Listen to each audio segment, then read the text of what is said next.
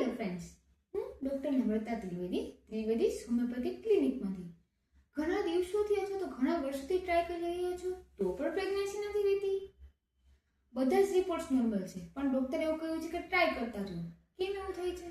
બધા reports normal હોવા છતાં, બધું જ નોર્મલ હોવા છતાં કેમ પ્રેગ્નન્સી નથી રહેતી? ઇન્ફર્ટિલિટીનો મતલબ એવું ક્યારેય નથી થતો કે પ્રેગ્નન્સી ન થવી. ઇન્ફર્ટિલિટી એટલે સતત પ્રયત્ન કરવા છતાં પણ પ્રેગ્નન્સીમાં વિલંબ થવો. અકોર્ડિંગ ટુ મેડિકલ ડેફિનેશન જોવા જઈએ તો 1 વર્ષ સુધી સતત ટ્રાય કર્યા પછી પણ પ્રેગ્નન્સી ન રહે તો એને ઇન્ફર્ટિલિટીમાં કાઉન્ટ કરી શકાય છે. શું રીઝન હોઈ શકે? દર વખત એવું નથી કે સ્પર્મ, ઓવમ ઓર યુટ્રસમાં જ પ્રોબ્લેમ હોય.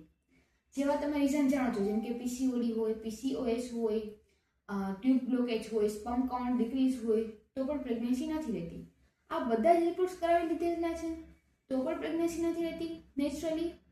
તો હવે બીજા કારણો ક્યાં હોઈ શકે? બીજા પણ ઘણા બધા કારણો છે ઇન્ફર્ટિલિટીના, જેમ કે ફિયર, એન્ઝાઇટી, લોંગ પાસ્ટ અનહેપીનેસ. આવી બધી કન્ડિશનમાં બોડી ક્યારેય તૈયાર નથી થતું નવા જીવનું સર્જન કરવા માટે. બીજા પણ ઘણા બધા રીઝન છે, જેમ કે હોર્મોનલ પિલ્સ લેતા હોય, હોર્મોનલ ઇમ્બેલેન્સ હોય, વારે વારે ઇન્ફેક્શન લગતું હોય, કોઈ ડિઝીઝ સપ્રેસ કરેલો હોય. તો આ બધામાં શું કરવું જોઈએ? આ બધામાં એલોપેથિકમાં તો કોઈ ટ્રીટમેન્ટ જ નથી. તો હવે વાત કરીએ આપણે હોમિયોપેથીની. તો હોમિયોપેથી શું કરે છે? હોમિયોપેથી જે બોડીને નેચરલી તૈયાર કરે છે કન્સીવ કરવા માટે.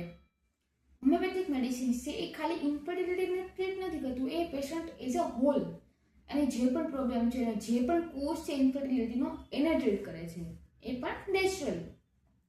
તો હવે જો તમને મારો વિડીયો ગમ્યો હોય તો લાઇક, શેર, સબસ્ક્રાઇબ જરૂર કરજો અને તમને જો કોઈ ક્વેશ્ચન હોય તો કમેન્ટ બોક્સમાં જરૂર લખજો. Thank you.